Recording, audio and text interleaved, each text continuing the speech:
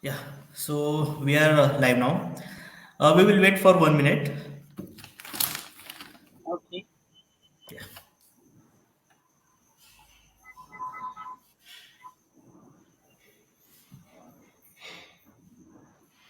We had 15 second, I think.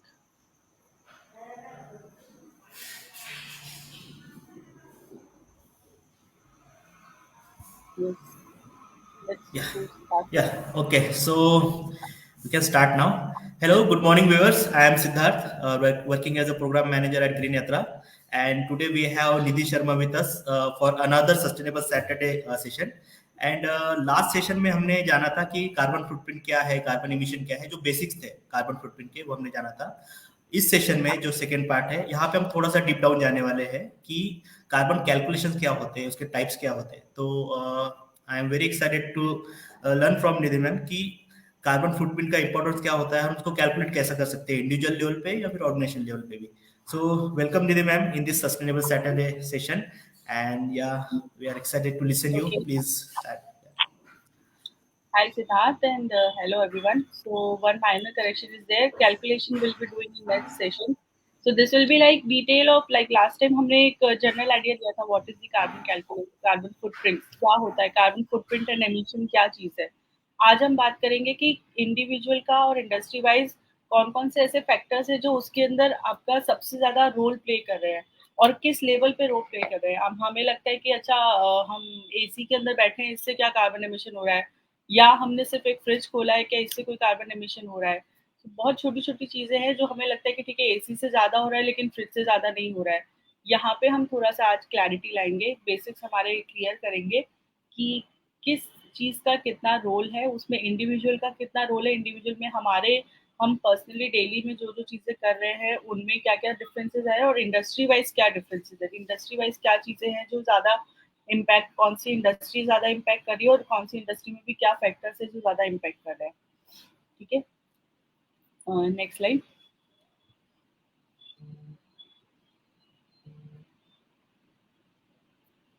सो एक basic जो हमने किया था उसका एक हम रिवीजन कर लेते हैं फटाफट, सो दैट लोग जो लास्ट टाइम भी नहीं थे या उन लोग को एक बार एक छोटा सा फॉलोअप मिल जाए.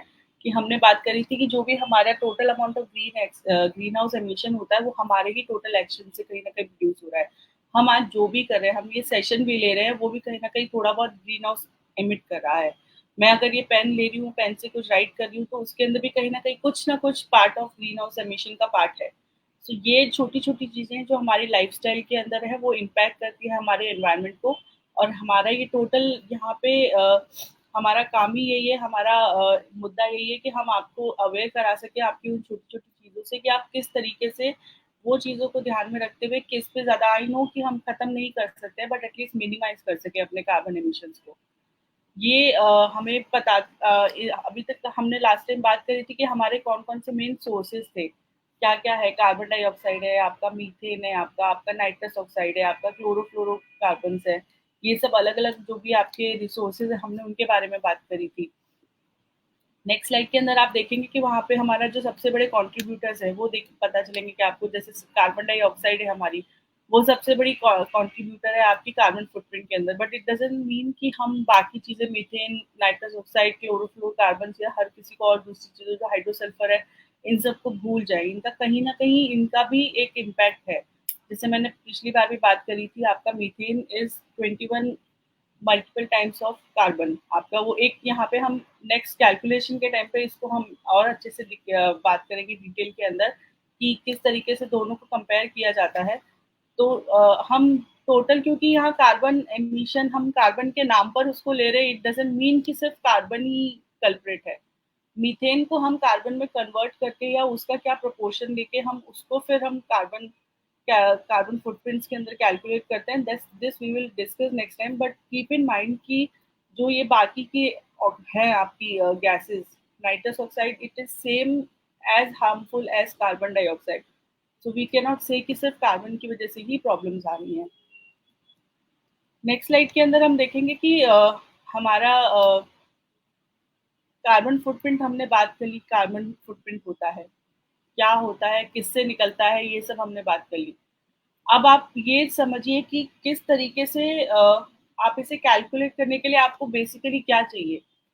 यहाँ पे हम कार्बन फुटप्रिंट को, एमिशंस को 3 मेजर पार्ट्स के अंदर डिवाइड करते हैं, स्कोप 1, स्कोप 2 एंड स्कोप 3। और सबसे बड़ी आयरनी ये है कि स्कोप 3 का हमारा सबसे ऑलमोस्ट मतलब 80-90% हमारे कंट्रीब्यूशन जो होता है वो स्कोप 3 का ही होता है। लेकिन फिर भी हम स्कोप 1 और स्कोप 2 को ही सबसे ज़्यादा खतरनाक मानते हैं, क्योंकि वो आपके एमिशंस होते हैं, डायरेक्ट एमिशंस होते हैं। So now what is scope 1, scope 2 and scope 3? Next slide पे आप देखिए। Scope 1 is your direct emission but which is owned by you as well. तो डायरेक्ट एमिशन के अंदर मतलब है जो आपने ओन भी किया हुआ है, जिसके जो रिसोर्सेज है वो भी आपके कंट्रोल में है। लाइक आपका ट्रैवल ले लीजिए, आपने एसी खोला, उसकी जो गैसेस आपकी निकल रही हैं वो ले लीजिए। जो बड़ी मेजर इंडस्ट्रीज होती है उनके केस के अंदर मैं ये बात कर रही हूँ। आपके मतलब इसका बेसिक यही है, आपका direct emission as well as your owned and controlled sources से जो आपको आ रहा है।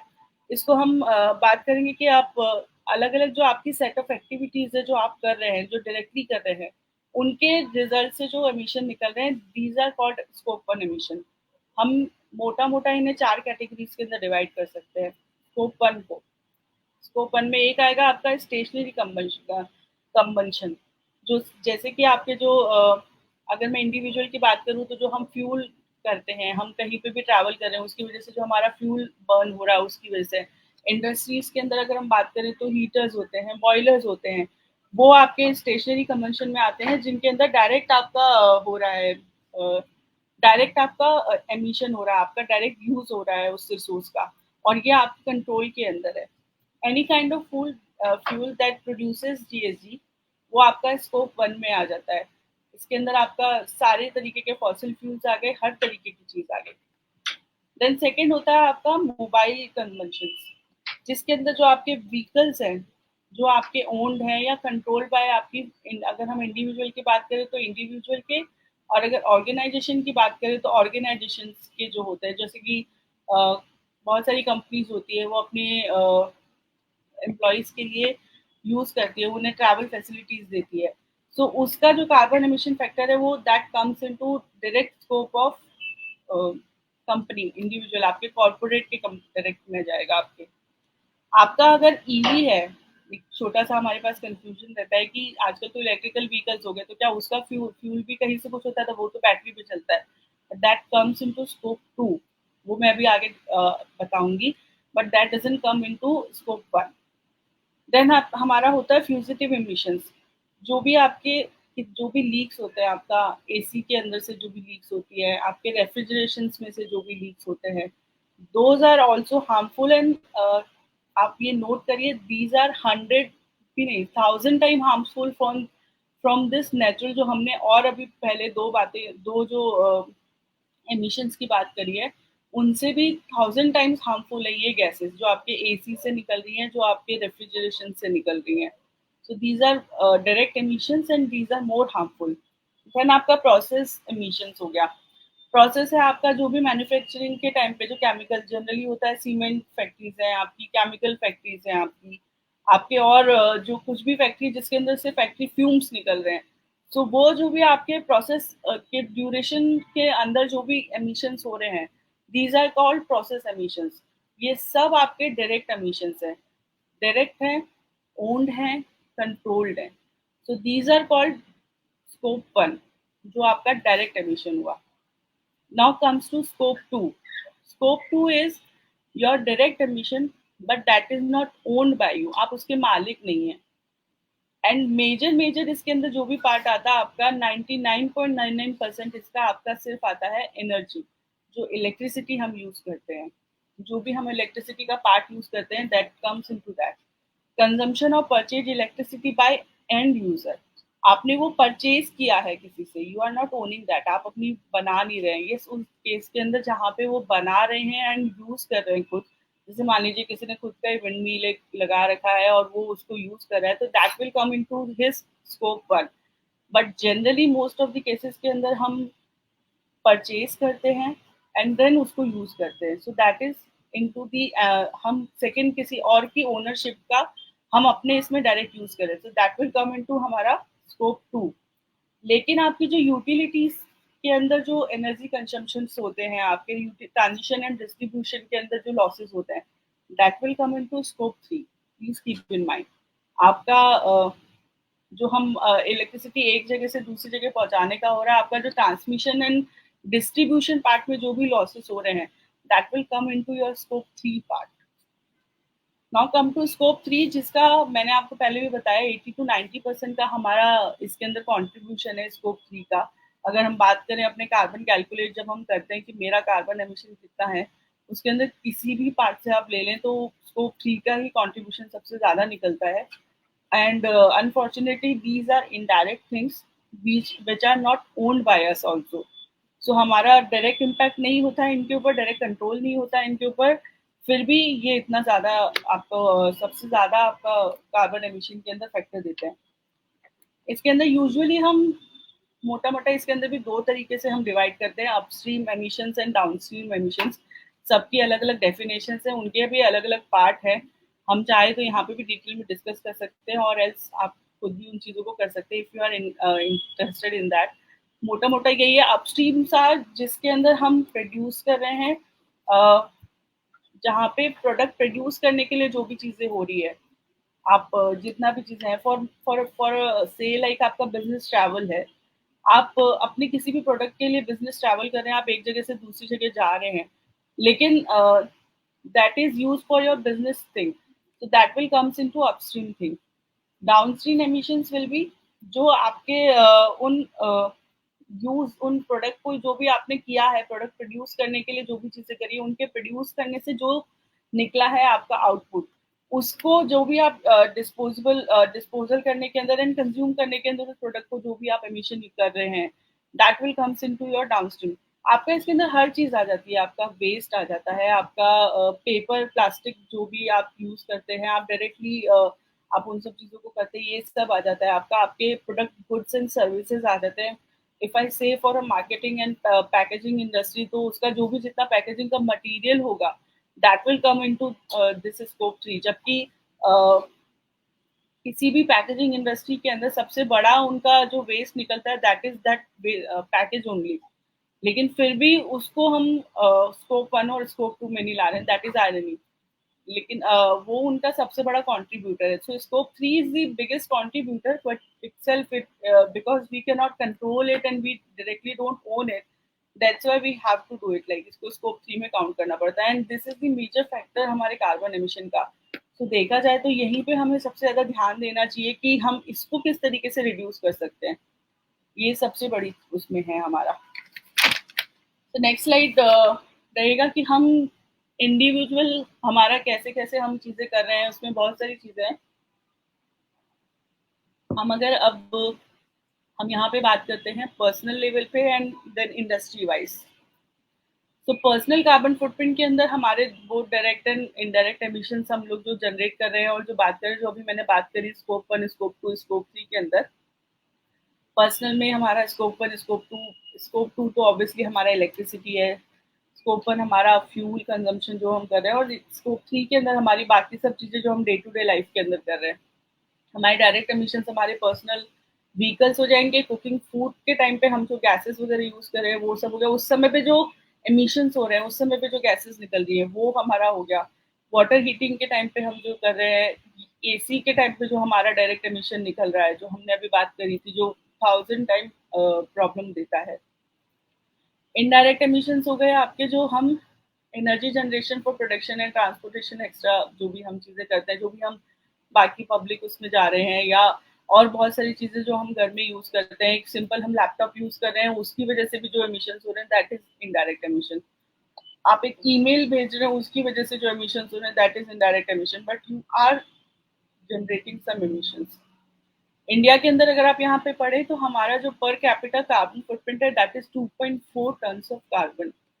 This is too high, like 2.4 is too high. हमें कहीं ना कहीं अभी ध्यान देना होगा इन चीज़ों पर, जो हम इतना सब चीज़ें कर रहे हैं। इस पूरी सीरीज का मकसद ही यही है कि हम समझ सकें कि हमारा कितना कार्बन फुटप्रिंट है और हम उसको किस तरीके से रिड्यूस कर सकें, राइट। नेक्स्ट स्लाइड के अंदर हम देखेंगे हमारा जो मतलब हमें लगता है कि जैसे मैं पहले भी डिस्कस कर रही थी कि छोटी-छोटी चीज़ें हैं जिनके अंदर हमारा ध्यान ही नहीं होता है, लेकिन उनका कितना बड़ा कंट्रीब्यूशन है हमारी कार्बन एमिशंस के ऊपर, हमारे फुटप्रिंट्स के ऊपर। तो एक बहुत छोटा-सा एग्ज़ाम्पल है यहाँ पे हमारी डाइट। हम किस तरीके से डाइट हम जो खाना खा रहे हैं उससे कितना एमिशन हो रहा है। बहुत मोटा-मोटा कैटेगरी है वेज एंड नॉन-वेज। आप जो भी नॉन-वेज कंज़्यूमर्स हैं, सब अपनी खुशी से खाते हैं जैसे भी है, लेकिन आप एक स्टडीज़ हैं यहाँ पे, ये मैंने 2 बुक्स का भी रेफरेंसेस दे रखा है आपको। उन बुक्स को भी देखिए आप, उनको पढ़ेंगे आप तो डिटेल में आपको समझ में आएगा कि नॉन-वेज के अंदर से कितना ज़्यादा कार्बन एमिशन होता है। Simply if you turn to vegan और maybe veg, then also you will reduce a major amount of carbon emission from your life and from this environment. इस तरीके से अगर आप देखें यहाँ कैटेगरीज दे रखी हैं कि अलग अलग चीजों के अंदर एक सिंपल कप ऑफ कॉफी के अंदर आपको कितना कार्बन एमिशन हो रहा है, एक सिंपल पास्ता के अंदर आपको कितना कार्बन एमिशन हो रहा है। Based on the diet as well we have this impact on the environment. That's why you can see major of the celebrities, major of the people, they are turning to this vegan diets or vegetarian diets. Yes, 100% of them, they are not turning vegetarian for this carbon emission. They have their own reasons as well, but few of them are sensitized enough who know that this is including in their carbon footprints and they are turning into vegetarian. Next slide में एक pie chart है जिसके अंदर आपको अच्छे से समझ में आएगा कि meat is the most contributor of carbon, 56.6%। Greenhouse gas का जो आपका कंट्रीब्यूशन है आपकी एवरेज डाइट के अंदर, if you consume a meat then 56.6% of the carbon is only because of meat.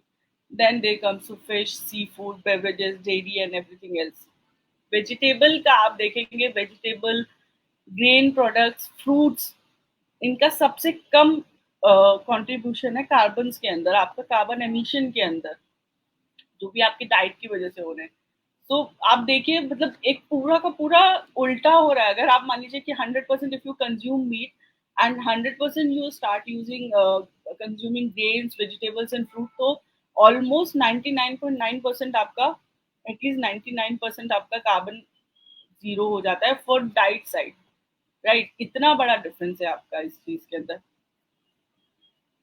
Next we are will see about this कि हम, जैसे मैं बात कर रही थी कि ठीक है, इट इज नॉट अबाउट कि हम, कई बार ऐसे होता है लिटरली बैठे हैं और क्या क्या चीजें हो रही है, हमें पता भी नहीं होता है नोइंगली एंड अननोइंगली हम किन किन चीजों से कार्बन एमिट कर रहे हैं।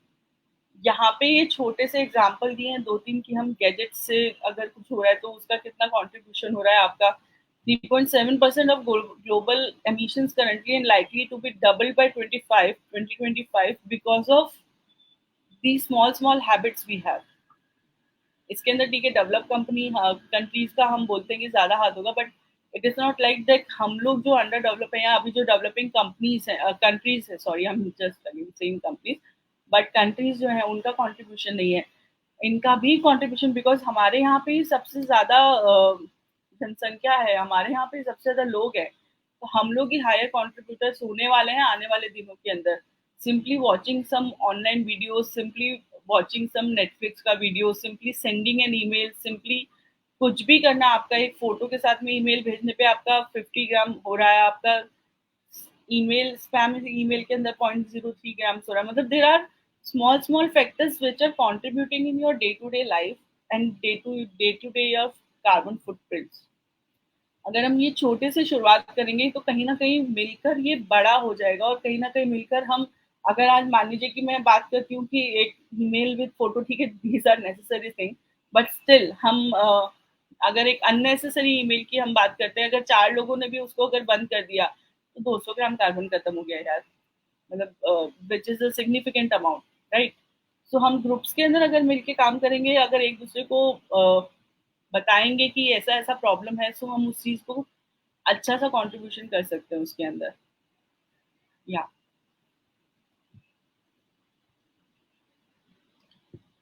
सो अभी तक हम बात कर रहे थे कि इंडिविजुअली हमारा क्या क्या रोल है इसके अंदर। Now will come to industries. Industries के अंदर भी स्कोप 1 स्कोप 2 3 आपका तीनों चीजें वो सेम ही है, तीनों के अंदर वही सेम चीज है। सॉरी, तीनों चीज सेम है आपका इंडिविजुअल एंड इंडस्ट्रीज में भी। यहाँ पे भी वही डायरेक्ट एंड ओन्ड है, देन इनडायरेक्ट एंड ओन्ड है, and sorry direct and not owned है, and then indirect and not owned है। बट कंपनीज के अंदर यस वो मास लेवल पे होता है, इसलिए हम उन्हें ज्यादा कल्प्रिट बता देते हैं कि आपका यहाँ पे ये चीजें हो रही हैं, आपका कॉर्पोरेट का इतना सारा हो रहा है। इम्पॉर्टेंट है आपका कि जो ट्रांसपेरेंसी होती है वो हमें चाहिए होती है for optimizing emission reduction opportunities.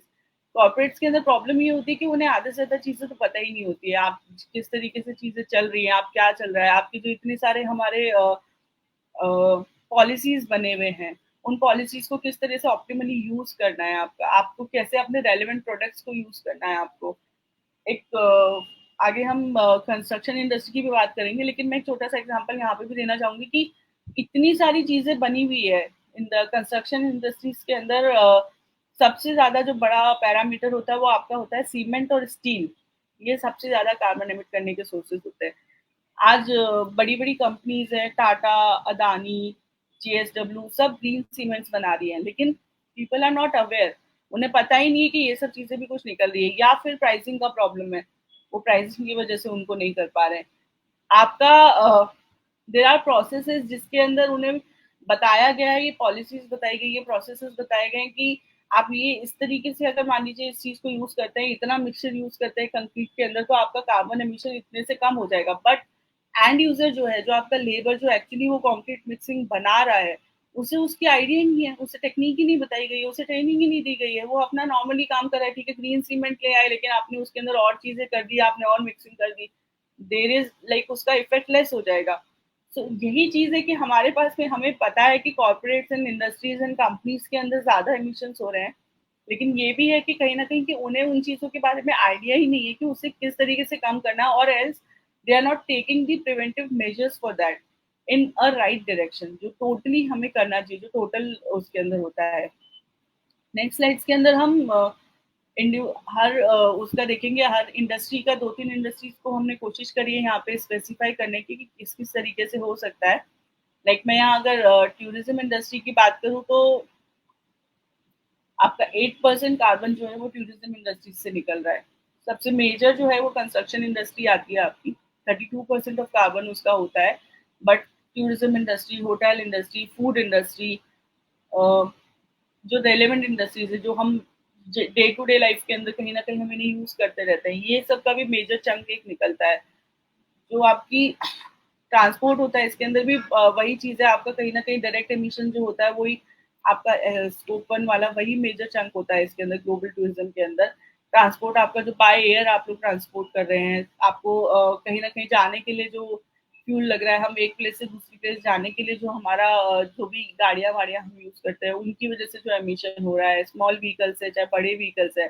Then उसके बाद में आपके छोटे मोटे जो भी फूड वेस्टेज है, वहां पे हम क्लोथिंग, वहां पे इतना हम लिनन यूज करते हैं, वो सब एक यूज के बाद में धुलने में जा रहा है, सारी सब चीजें हैं। लिनन के अंदर भी और भी बहुत सारी चीजें वहां के, और छोटे छोटे आप कप वगैरह यूज करते हैं, आपका टी बैग्स है, छोटी छोटी चीजें, आपका शुगर के पैकेट्स है, वो खोलने के बाद में वो पैकेट्स होते हैं आपके कागज के पैकेट्स निकलते हैं, ये सब चीजें, ये धीरे मतलब ऑल एंड ऑल करके ये सारा आपका इसके अंदर कार्बन में एमिशन के अंदर आपका एक फैक्टर बनता जा रहा है इस टूरिज्म इंडस्ट्री के अंदर। नेक्स्ट, टूरिज्म इंडस्ट्री को यहाँ पे हमने एक दो उसमें भी देखा, हमारे पास ये रेफरेंस है एक यूके का और एक बार्टबॉक्स का। तो यूके के अंदर अगर हम एक रिसर्च की गई है, उसके अंदर पता चला है कि आपके जो फूड वेस्टेज है वो 79,000, मतलब इतना वेस्ट हो रहा है वहां पे फूड का, उसकी वजह से उनका कार्बन एमिशन हाई हुआ हुआ है। फूड, हम जानते हैं फूड वैसे भी इटसेल्फ, हम हमारे यहाँ तो अन्न को भगवान माना जाता है, बट भगवान की कैटेगरी के अलावा अगर हम देखें तो उसकी वजह से कार्बन एमिशंस भी बहुत ज्यादा होते हैं। आपका फूड कहीं ना कहीं जाके वो सड़ता है, देन हम उसे कंपोस्ट में काम में लेते हैं, that's a different story. But उसकी वजह से जो वो जनरेट हो रहा है, उसकी वो वहां से वो जो वेस्ट हो रहा है, वो सब चीजें हैं आपकी, उनकी वजह से आपका बहुत सारा कार्बन एमिट हो रहा है।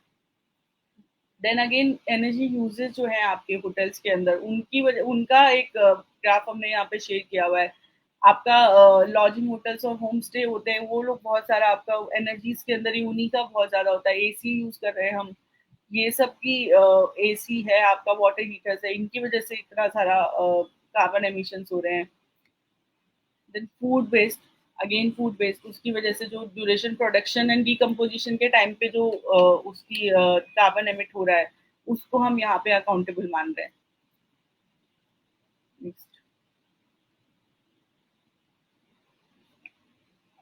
if we talk about now about the food industry, so construction के बाद में हमारी फूड इंडस्ट्री एक बड़ा उसमें आ रही है, बिकॉज यहाँ पे आपका 26% ऑफ ग्लोबल कार्बन एमिशन इसके अंदर से हो रहा है। इसके अंदर सेम वही आ जाता है कि जो आपका प्रोडक्शन के टाइम पे कार्बन एमिशन हो रहा है, देन आपका डीकंस्ट्रक्शन के टाइम पे जो वेस्ट के बाद का कार्बन एमिशन है, ये दोनों का हम यहाँ पे बात कर रहे हैं। सो आपका इसके अंदर भी अलग अलग उसके अंदर है कि लाइक फिशरीज के अंदर से 37% है, आपका क्रॉप प्रोडक्शन में 27% है, लैंड यूज 24 है, सप्लाई चेन जो आपका डिस्ट्रीब्यूशन वाला है वो 18% है। So food industry is itself, tourism and food itself मिलके एक बिगर चेन बना देते हैं। आप कहीं पे भी जा रहे हैं, आपका फूड है, आपका वो कहाँ से किस तरीके से प्रोड्यूस होके आ रहा है, किस तरीके से। और आजकल इतनी सारी नई नई टेक्निक्स हो गई है, हाइड्रोपोनिक्स हो गया है, बहुत सारी नई टेक्निक्स हो गई है। We say these are good, these are organic, लेकिन उनके अंदर कितना वाटर, हाइड्रोपोनिक की अगर हम बात करें तो उसके अंदर कितना वाटर यूज हो रहा है, वो वाटर जाके कहाँ वेस्ट हो रहा है, उसकी वजह से आप किस तरीके से उस वाटर को यूज कर रहे हैं, आप उसको सेंसिबली यूज कर रहे हैं कि नहीं, री यूज, नॉट यूज, री यूज उसको कर रहे हैं कि नहीं, या उसको जब वो यूज हो गया उसके बाद में वो डंप हो रहा है तो क्या वो सिर्फ आपके नाले में जा रहा है या आप उसको कहीं और तरीके से कर रहे हैं। आजकल फिश मतलब फिश प्रोडक्शन आर्टिफिशियल सब चीजें होने लग गई हैं, वो किस तरीके से हो रहा है। तो यही हमारे पास नई टेक्निक्स आ रही है, लेकिन उनको हम टेक्निक्स को ये भी हमें समझना होगा, ध्यान देना होगा कि उन टेक्निक की वजह से हमारे पास में कितना एमिशन हो रहा है, हम कितना एमिशन रोक पा रहे हैं, हम उन एमिशंस के अंदर कहीं और ज्यादा इंक्लूजन तो नहीं कर रहे हैं, हम उनको उनको बात तो नहीं कर रहे हैं।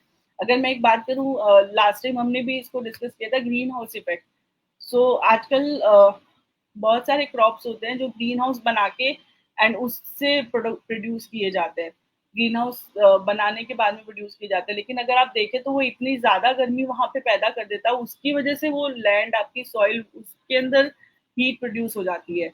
आपकी वो जो क्रॉप है वो दैट इज अ टेक्निक कि आपको उस क्रॉप के लिए पर्टिकुलरली उतनी गर्मी चाहिए, उतना हीट चाहिए, बट वो कहीं ना कहीं वो आपका वो एक ग्रीन हाउस इफेक्ट क्रिएट कर रहा है, जो कि बाद में जब आप उसे रिलीज करेंगे तो वो आपके जाके आपके एनवायरनमेंट को ही इम्पैक्ट करने वाला है। तो ये छोटी छोटी चीजें हैं, ये हमें अभी से ही कंसिडरेशन में लेना होगा कि ठीक है हम नई टेक्निक यूज करें, बट उन टेक्निक्स को हम फिर किस तरीके से, ऐसा भी हो कि वो कार्बन एमिशंस जो हमारे फुटप्रिंट्स है उनके साथ हैंड इन हैंड चले, हम किस तरीके से रिड्यूस, मतलब रिवर्सल पे जाए, हम टेक्निक्स के बारे में बढ़ते जाए बट हमारा एमिशन पार्ट जो है वो लेस होता जाए, रिवर्स होता जाए। Next comes to construction industry, जैसे मैं बोल रही थी कि ये सबसे बड़ा पार्ट है इसका, आपका ये बहुत ज्यादा इसके अंदर कार्बन एमिट होता है, और इसका जो मेन पार्ट होता है वो दो ही होते हैं। आपका फर्स्ट होता है कि जब हम कंस्ट्रक्ट कर रहे हैं बिल्डिंग, उस समय पे कार्बन एमिशन होता है, एंड सेकेंड बड़ा चंक होता है जब वो बिल्डिंग पूरी डिमोलिश की जाती है। बीच का जो ऑपरेशनल होता है वो इतना बड़ा आपका मेजर पार्ट नहीं है। तो कंस्ट्रक्शन के अंदर अगर हम बात करें तो दो तरीके के कार्बन एमिशन रहते हैं इसके अंदर, एक एम्बॉडिड कार्बन होता है और एक ऑपरेशनल कार्बन होता है। सो एम्बॉडिड कार्बन इज जो आपका आपने जो बनाया है कंस्ट्रक्शन के टाइम पे, आपके जो कंस्ट्रक्शन मटेरियल के अंदर एम्बॉडेड है ऑलरेडी, सीमेंट, कंक्रीट, आपका स्टील है, आपका ये सब चीजें, बालू, रेती, वट एवर इट इज, जो जो चीजें टाइल्स वगैरह है, ये सब चीजें जो आपकी बनेंगी। और जो कंस्ट्रक्शन का टाइम है, जो कंस्ट्रक्शन का आपका फेज है, उस समय पे आप बनाने के लिए एनर्जी यूज होगा आपका सबसे ज्यादा, आपके इतनी सारी जेसीबीज होंगी, इधर से उधर आपको मूवमेंट होगा, आपके मटेरियल का मूवमेंट होगा, तो वो मोबिलाइजेशन के टाइम पे जो फ्यूल की वजह से आपका एमिशन प्रोड्यूस होगा, these all are counted into embodied carbon. Then आपका ये ऑपरेशनल कार्बन होता है। ऑपरेशनल कार्बन इज जो बिल्डिंग बनने के बाद में से लेके रिकंस्ट्रक्शन के तब समय तक जो वहां पे रह रहे हैं लोग, या बिल्डिंग जिस भी तरह से अगर कमर्शियल बिल्डिंग है तो आपका जो भी ऑफिस है उनके टाइम पे जो एमिशंस प्रोड्यूस हो रहे हैं उस बिल्डिंग के ऑपरेशनल यूजेस के टाइम पे। बट हमें लगता है कि हम जब उसमें रह रहे हैं उस समय जो एमिशंस हो रहे हैं वो एक जनरल हमें लगता है कि उसकी वजह से ज्यादा एमिशन हुआ है, बट नहीं। ज्यादा से मेजर चंक तो है वो जब कंस्ट्रक्ट हुई है बिल्डिंग उसी समय पे हो गया, and that comes into construction जिसने भी किया है उसके अकाउंट पे। यस, जो ऑपरेशनल वाला है जो वहां रह रहे हैं उनके लिए वो डायरेक्ट एमिशन हो जाएगा, बट मेजर चंक जो निकला है वो that comes into that builders account, but that is the major part for that overall building if we से।